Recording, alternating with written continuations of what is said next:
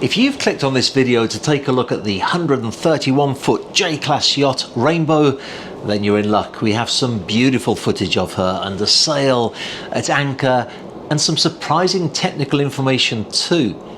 If that's the part of the video that you want to get to, feel free to fast forward to the timestamp showed right over there. However, if you want to know the history that makes this yacht one of the most astonishing vessels that I have ever filmed, then stick around as we take a trip through history to the year 1851 and the south coast of England, where Queen Victoria sat watching the British fleet of yachts racing in the Solent in an event called the 100 Guinea Cup at the World's Fair. Unbeknownst to the Queen, a contender from one of the colonies had sailed over to race in the event, and the story tells that Queen Victoria saw the sleek black hull of the schooner America emerging from the mist to win the race and claim the title. "Oh," said Queen Victoria, no doubt very disappointed, "who's in second place?" Well, the reply of one of her attendants has since gone down into the annals of yachting history as he said, "Your Majesty, there is no second." And so it was that the America's Cup was born, and a winning streak for the United States of America that would last for 132 years as the emerging superpower built yacht after yacht that would become the benchmarks of excellence in this supremely competitive sport. In 1934, the Americans were genuinely concerned that they would lose the title though. Sir Thomas Octave Murdoch Sopwith, the aviation pioneer and inventor of the single-seater fighter plane, the Sopwith Camel, had built a highly advanced J-Class yacht called Endeavour. He was already known as the greatest amateur yachtsman in Great Britain. He'd researched sailing in American waters, and he was there to take the title. Sopwith won the first 2 races of 6, and it looked like the Americans' winning streak was over. But Harold Vanderbilt from the New York Yacht Club had built a yacht specifically to take on Sopwith's Endeavour, and his yacht, called Rainbow, went on to win all 4 of the remaining races and hold the title for the United States. It's thought that Vanderbilt called the yacht Rainbow because America was recovering from an awful recession, and the rainbow, of course, is a symbol of hope for a brighter future.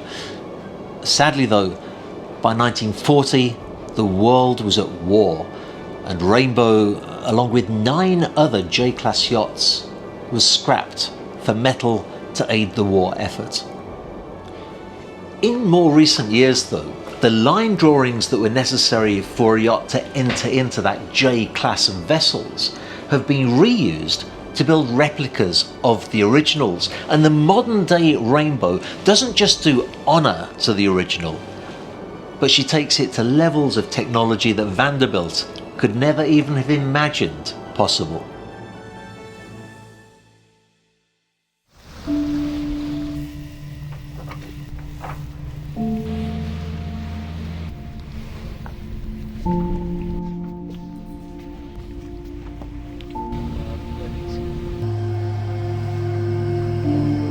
With an aluminium hull, a carbon mast and boom, and carbon fibre rigging, Rainbow uses the best of modern materials to maximise her performance. She is in fact capable of speeds in excess of 11 knots.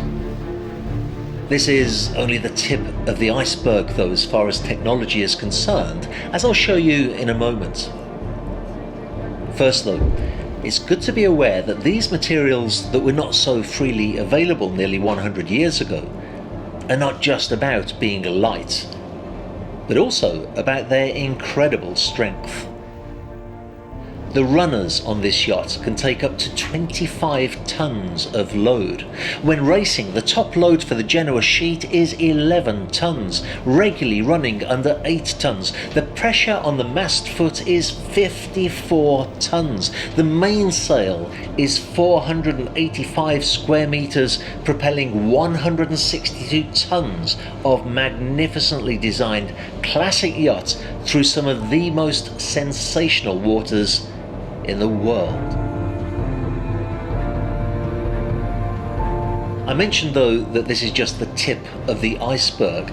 To see what is beneath the water, we have to go quite literally under the water line and into the engine room. When Holland Yachtbouw built Rainbow in 2012, they really did future-proof her, using technology that now, 10 years later, is finally becoming more accepted. You see, rather than building this yacht with one main engine and 2 generators, as most other similar yachts were built, Rainbow has a main engine that also acts as a generator, plus a separate variable speed generator. Now these generator units serve to charge a lithium-ion battery bank that actually powers the entire vessel, from the hotel load to the electric motors of the hydraulic winches. When the main engine is being used, the energy generated from it is not just propelling the yacht, but also charging the battery bank. And at anchor, when the batteries get to about 25% charge, the variable speed generator will kick in to charge them back up, representing a huge saving in fuel bills and also a far more environmentally friendly solution.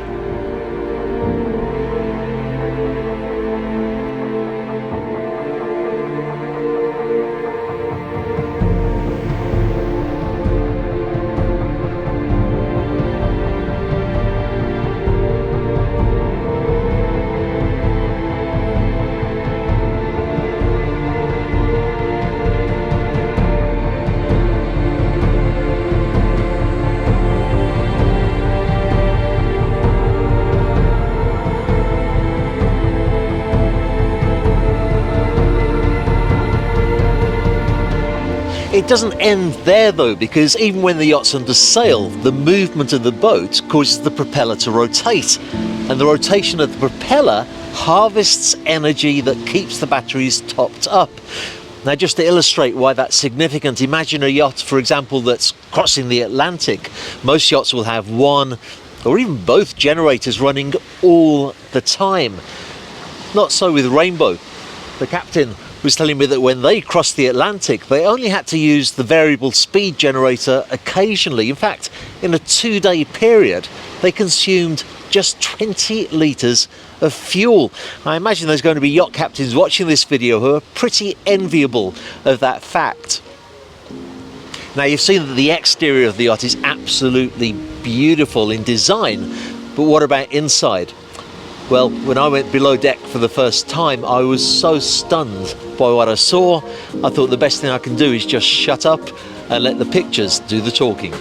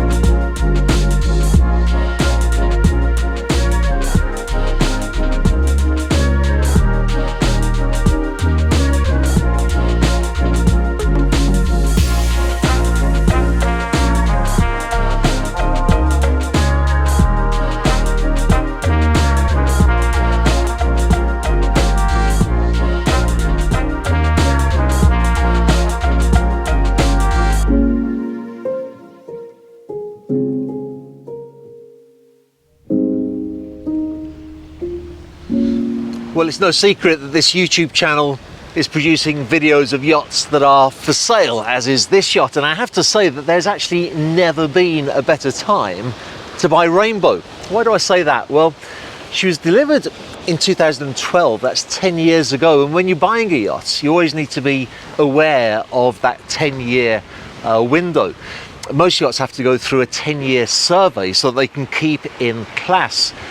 It's not always a good idea to buy a yacht that's about to go through that survey, because you really don't want to be facing that kind of expense as soon as you take ownership. Rainbow has just been through her 10-year class survey and she passed with flying colours. I had a great chat with the engineer this morning. He was telling me that she's had her engine overhauled, even the control pitch propeller overhauled, a complete mechanical overhaul. It makes it a wonderful time to take ownership of this incredible vessel. But that's not all, because in 2024 there's the next America's Cup in Barcelona. Not far from here. I would imagine it's the dream of many to take ownership of a yacht like this, to cruise in 2022, 2023, and then be there for the next America's Cup. If that's your dream, and if you're in a position to fulfill that dream, you can do no better than contacting my dear friend and colleague, Anne Avery, who represents the owner of this yacht for her sale. She's very qualified, and at the end of this video, I'm going to put a link to another video where I interview her so that you can see for yourself.